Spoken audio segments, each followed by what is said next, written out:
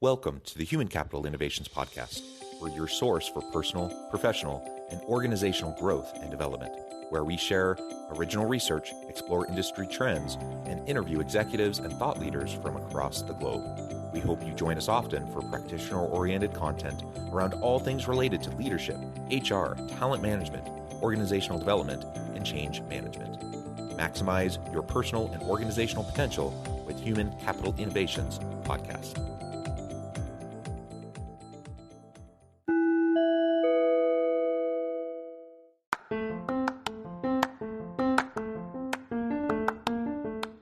If you enjoy the Human Capital Innovations Podcast, enjoy ad-free listening by going to the Patreon page, and please consider contributing even at the producer or sponsorship level. And please leave a review. Thank you for your support.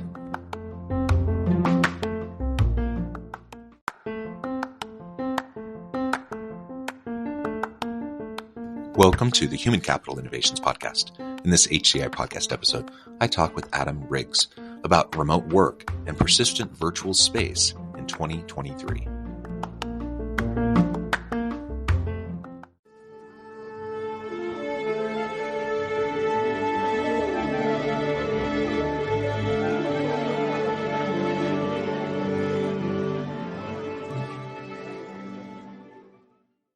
Adam Riggs, welcome to the Human Capital Innovations Podcast. Thank you. Thank you for having me. It is a pleasure to be with you. You're joining us from the Washington, D.C. area. I am south of Salt Lake City in Utah. And today we're going to be talking about remote work and persistent virtual space in 2023 and beyond. I think we all know during the pandemic, so many organizations had to pivot very quickly to virtual and or hybrid work. And many organizations have tried to pull people back into the office since then, but many have really learned to embrace the virtual environment. Many workers want to stay virtual or at least hybrid.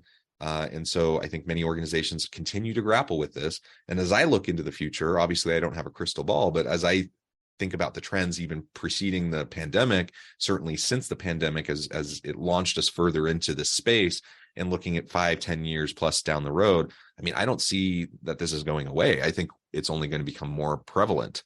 So anyways, this is what we're going to be talking about together today and what that looks like and some of the things that your company does in dealing with virtual spaces. As we get started, I wanted to just briefly introduce Adam and then invite Adam to share anything else about himself. Adam Riggs is the former president and CFO of Shutterstock from 2005 to 2010 and current founder and CEO of Frameable. And I would love to hear a little bit more about what Frameable is and what you do. Anything else you would also like to add just by way of your background or personal context before we dive on in? That's fine. Okay, cool. Well, why don't you start with Frameable? Tell us a little bit more about what you're doing there at Frameable, the need that you're in, the gap that you're filling for your clients and customers, and then we'll dive on into talking about virtual work more generally. Absolutely. Thank you for the question. So Frameable exists to improve the way people are able to collaborate, when they're not physically with their colleagues. So, we are here to build software products and deliver products that make it more fun, more engaging, more efficient, with all the texture of in-person interactions, but for the distributed team. We know, we hear a lot the expression remote work and work from home. I think I'm developing a bit of a preference for distributed work as the main term.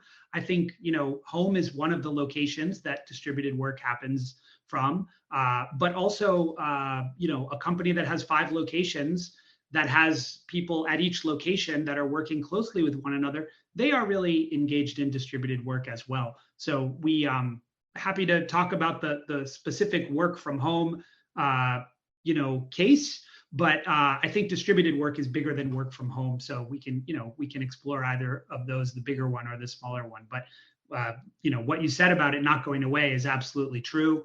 All the data that's available, that's large sample size survey data about the number of full-time workdays that are unfolding from an offsite location. It's went from less than 5% in 2019, spiked up to low 60% during the pandemic, and now it's asymptotically hanging around 30%, and it's not going down. I think that's really the evidence that people just are expecting a different kind of arrangement now with their employers. They want 1 day a week, 2 days a week, 3 days a week of flexibility, and they've shown that they can do their work. Yeah. And that's still the argument that some are making in terms of trying to bring people back to the office, is that they're saying, well, you can't do your work. You can't be as effective. We can't collaborate as well. And those sorts of arguments. But honestly, I'm not seeing it. Like, I feel like that's just a personal preference of maybe senior leadership in an organization who wants people to come back. That's how they like to work. But generally speaking, I don't see the evidence for that. I think most evidence shows that most people have learned how to work quite effectively in a distributed fashion, whether it's at home or in a Sprinter van, parked at the beach, or, whatever kind of scenario we might be thinking about. And yeah, more and more employees, more and more workers are just demanding that kind of flexibility and those types of accommodations, at least somewhat, at least in a hybrid fashion, right? Yeah. Well, I might just gently I might just gently disagree with part of what you said. Like, I believe that there are some good reasons to have people physically together, and those are not served by the current remote work stack, we'll say. Like, the software that people use to facilitate their distributed work was never really meant to fully replace the office environment. So I think that when leaders are saying, look, we really want you to come back to the office, or we want you to come back to the office more, they're not necessarily doing that just from a personal preference point of view. I think a lot of them are making a rational decision based on a very incomplete set of resources and possibilities. Like, it is true that certain kinds of work are more easily facilitated. Certain kinds of interactions are more easily facilitated in person. And one of the things about the way most people work remotely is that it's extremely deliberate. So, like, many of the interactions that you have with other people have to start with a very deliberate, a very sort of sometimes dramatic action. I send you a calendar invitation, or I have to do a bunch of typing in a text chat thread, or I send an email, or there are a number of emails back and forth. And a lot of these interactions, if you're in a physical office together, are replaced with, with a back and forth rhythm and a type of back and forth, which is a lot more organic and a lot more natural. Not in every case. So what we want to do as a company, what Frameable wants to do, is bring a lot of those types of interactions to the distributed workforce. So we're basically saying, there's nothing wrong with managing a calendar. There's nothing wrong with having scheduled meetings, but it's not natural and it's not sustainable to have a full day of scheduled meetings every single day, day after day, and have that be your remote work experience. So our technology makes it easy to have spontaneous or very lightweight interactions, either in between or potentially instead of all of those scheduled slots. And that's what we do. Sure, absolutely. Yeah. And there's certain types of work that are better facilitated that way, as you said, with the current stack, with the current technologies that are being utilized largely in most organizations. But so much of the work that so many people do doesn't need that all the time. It might be useful sometimes, but not necessarily all the time. And I do think that it ignores the reality that there are new stacks, there are new technologies, there are new software systems, they're just like yours and others that are helping us to do this better, and it will only get better and better and better as time goes on. So where we're at today is so much better than it was 3 years ago, and where we'll be at in 5 years, I suspect we'll just be light years ahead of where we're at today in terms of how we can do distributed work, virtual work in more authentic, genuine, collaborative ways.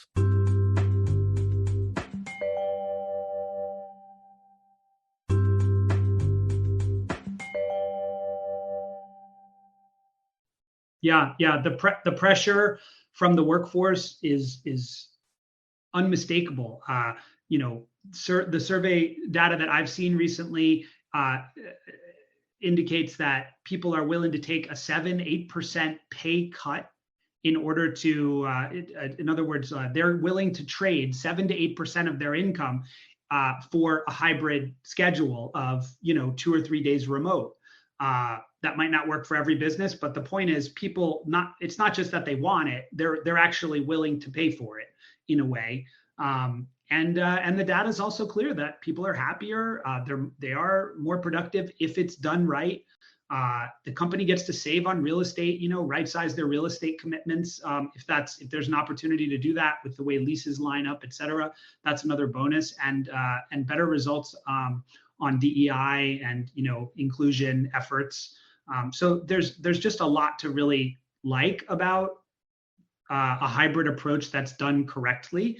I think we will be in a better place in 5 years than we are now. But I think the larger companies in the US, they need to demand this evolution in the product stack. So, there was a time when video boxes like the one I'm using next to other video boxes like the one you're using was a remarkable technical feat. That's not true anymore. I mean, this is old technology. It's wonderful that it works in the browser. It's what we should be asking is, what's the technology out there now?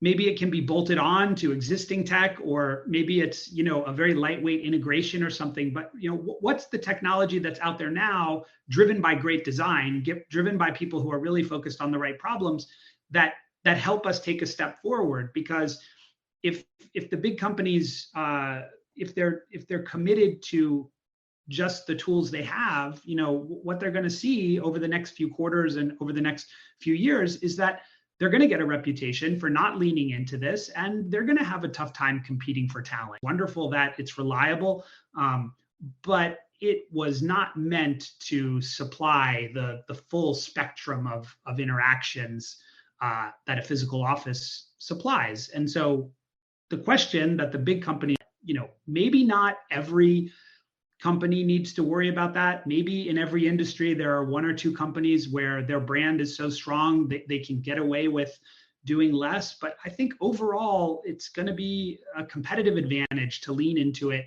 and to really be a smart shopper and to look at the tech that's out there and just try things, low risk things that are going to make a difference for how people can work when they're not physically together.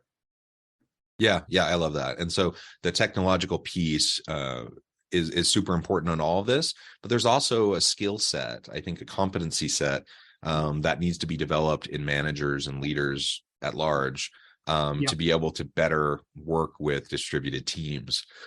Because when you're together physically in person, the old model of just kind of like making the rounds, walking around the office space, kind of just checking in and having those live interactions with people, even in subtle, informal ways, that goes away. Your ability to monitor people, I suppose, in some ways could go up depending on the technology you're using, but we don't want to be Big Brother either. And so it's just like the informal monitoring, that goes away. What do you see as some of the different types of skills or competencies that are needed from effective leaders as we lean further into this distributed and virtual kind of world? Emotional intelligence is going to help in almost every job. The ability to really deeply listen to someone, and also the understanding of how to spot the moments in the calendar or the moments in the schedule where reaching out is going to potentially be well received. I mean, you have to work harder to create those moments, so therefore you need to make even more out of them when they happen. Going back to one of the things you said before the question, though, I think it's a good point for us to stay on a minute, which is it's not necessarily, it's not a given that serendipitous interactions cannot be a part of distributed work, and that's part of what our technology explores. And we're not the only people out there who know that there's something more to be done. I think it's going to depend, the success our success and the success of others, and just overall the evolution of this video software, with video at its core, not required. People aren't necessarily on video all the time, but like the overall evolution of the tool set really depends on the quality of the design and the focus on the problem. If the problem is, how can I monitor?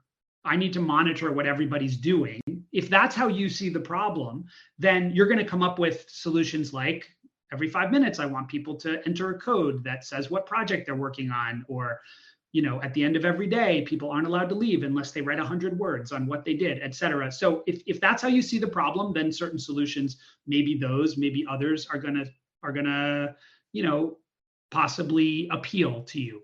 If you state the problem differently, then different solutions are going to reveal themselves. If the problem statement is, how can we get distributed team members, how can we get them to enjoy a higher degree of visibility and potentially availability, but not availability all day long, but more visibility and potentially more availability in a non-disruptive way, so that these spontaneous moments, which are often very brief but very important, we can bring those to distributed work. If that's the problem statement, you're going to come up with a whole different set of solutions. So this is why I keep going back to the leadership for the, for the larger consumers of this technology, which is basically everyone now. It's treated as a piece of critical infrastructure. So everyone really is a stakeholder here. And I think based on the type of business you run, and based on the kinds of interactions you want to support, the full spectrum with texture and, keeping the fun. I mean, no one thinks it's fun to commute to work, but many people think it's fun to be at work with a committed group of colleagues who are trying to do something hard and trying to do it together because they couldn't do it alone. I mean, that is fun. So everybody needs to focus on how can we bring that to the distributed model. And it's going to be a combination of managers need to, evolve how they manage, the technology companies need to evolve their products, and the leadership need to stop jumping up and down and saying everybody back 5 days a week, as you pointed out, and need to be a bit more flexible and a bit more open to, controlled experiments and measuring, what happens.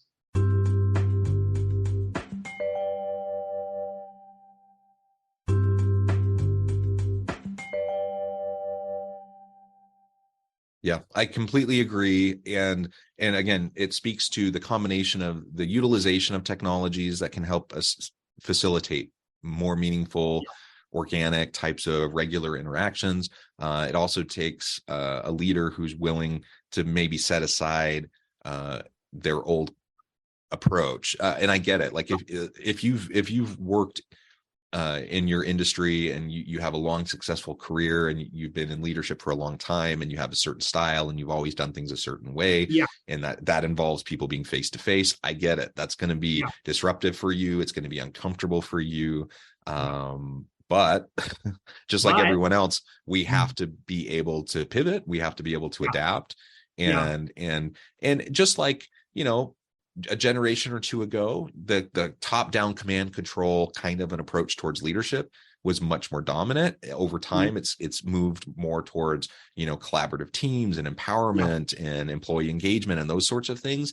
This is just another shift. Like we're moving away from the tight control, like butts and seats, who's in their office, from X hour to X hour. Like distributed work isn't just about not being physically in the office. It's also about, not just flexibility in terms of geographic location, but flexibility in terms of scheduling and time of day. And like when you're working on stuff, like people like the flexibility to be able to meet the needs of their family or, their community, their neighborhood, and do really cool work. And sometimes that requires synchronous collaborative activities, and sometimes it doesn't. And so giving people that opportunity is just really important. It requires you as a leader to let go of some control, to be comfortable with letting go of some of that control. But I think that generally speaking, whether you're face-to-face or distributed, hybrid, remote, whatever configuration, I think the more effective leaders are the ones who are willing to engender trust within their teams and let go of control and empower their people, right? Yeah, agreed. As we move into the last few minutes together, I'm just wondering if there's anything else you would like to share with me or the audience about your particular technology and framework for helping with this, and how this can be, one of perhaps many tools and options that are available to people as they're trying to figure out how to do this more effectively. Yeah, absolutely. Our company makes two related products that I think are worth describing. So we have a virtual event product that's for virtual events and hybrid events that have and all events follow this. They have a beginning and an end. They have an agenda or a run of show of some kind, a set of objectives, but they are finite. And then we have a related product, which is called Spaces. Frameable is the company name and Spaces is the product name, which is this persistent virtual space where people can do work of all different kinds. They can be students studying. We have universities who use it this way. We have businesses that use it this way, for offices. So many different applications. It's not industry specific, but the exciting thing is that it delivers a reliable, beautiful virtual space where it's not driven by an entertainment objective. It doesn't look like a video game at all. I think I wanted to say that because I think a lot of people, when they hear the words virtual office and they think about what they've seen over the last couple of years, a lot of the teams that have tried to bring something like this out have produced something which is very entertaining. That's not a word, but entertainment driven. And I think the problem with that from our perspective is that we don't think that it's our goal to create the energy for engagement for our user. We believe that if we give them an environment where they can easily collaborate when they want to, work alone when they want to, et cetera, that the energy will come from the work itself. So in other words, we don't have to turn work into a game. We need to create a beautiful space where people can do what they need to do. And if it's alone, they can do it alone. If it's together, they can do it together.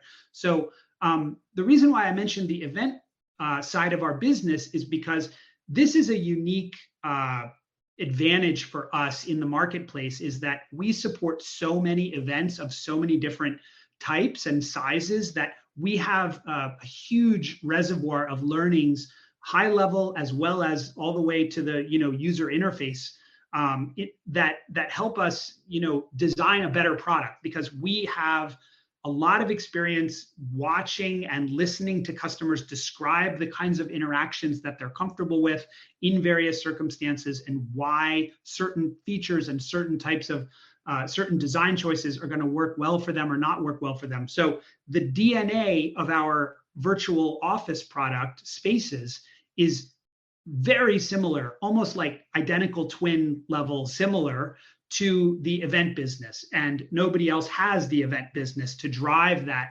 unique set of insights. So that's why when you come to our website and you look at the Spaces product, you will be immediately impressed with how clean and modern it looks, how minimalist it looks. It's like, it's not meant to entertain you, it's meant to help you do what you need to do. And it's almost like transparent technology. Last thing I want to mention is that we know that we can't really expect people to switch where they get their video boxes from. We are very focused on an integration with Microsoft Teams. We're going to be rolling that out soon. This is important to us because we know that again, this is critical infrastructure for large companies. If they're already committed to Teams, then they're only going to be interested in what we do if there's an integration. So we have that integration on the way, and Zoom and WebEx and other technologies that we might integrate with behind that. That will be, maybe for later this year. But we're trying to meet people where they are. Adam, this has just been a really great conversation. I really appreciate you taking the time to meet with me and share all of this with me and my audience. Before we wrap things up, I just wanted to give you a chance to share with the audience how they can connect with you and your team, and then give us the final word on the topic for today. Thank you, John. www.frameable.com, FRAMEABLE, like a picture frame, frameable.com. And then under products, we have two products there. We have spaces and we have the event side. There's plenty of ways to, book a demo or drop us a note. We have social media handles on all the major social media platforms, and we would love to hear from people about what they're loving, what they're missing, and what they need. Distributed work is here to stay, whether it happens at a small office, from one small office to another, or whether it happens from a small office to a house or a big office to a house. I mean, these are configurations that we need to support as employers. And that's true for small businesses. And it's also true for the largest companies in America. And it's really, the ball's in their court. If they embrace it, they will develop a competitive advantage, which will be very difficult to take away. If they look down or look away, somebody else will. Yeah, excellent. Thank you, Adam. And it's been a pleasure. I encourage the audience to reach out and get connected, find out more about what Adam and his team can do for you. And as always, I hope everyone can stay healthy and safe, that you can find meaning and purpose at work each and every day. And I hope you all have a great week. Do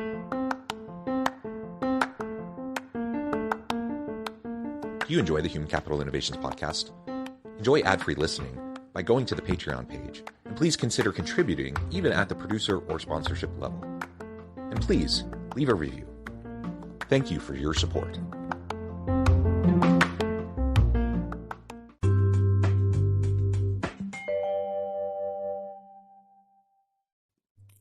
Thanks again for joining us for this episode of the Human Capital Innovations Podcast.